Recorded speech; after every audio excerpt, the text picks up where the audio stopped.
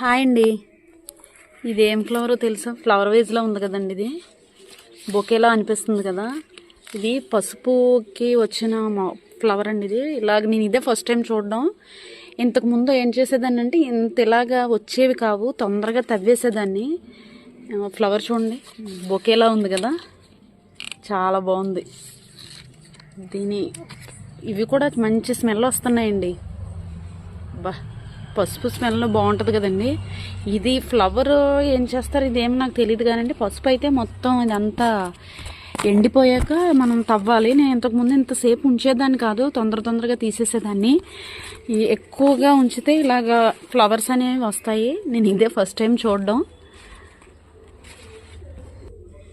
చూడడానికి మాత్రం చాలా బాగుందండి. ఇది మనం పసుపు అనేది కొంచెం ఒక హాఫ్ కిలో కానీ పావు కిలో కానీ మనం ఒకసారి నాటుకున్నట్టయితే మనకి అది ఎక్కువగా స్ప్రెడ్ అయ్యి ఎక్కువగా మనకి ఎక్కువ పసుపు అనేది వస్తానే ఉంటుంది. మనం మళ్ళీ ప్రతి సంవత్సరం ఏమీ వేసుకోక్కర్లేదు. ఒక సంవత్సరం వేసామంటే మనం దాన్ని కంటిన్యూగా మనం మళ్ళీ తవ్వుకుంటూ ఉండొచ్చు.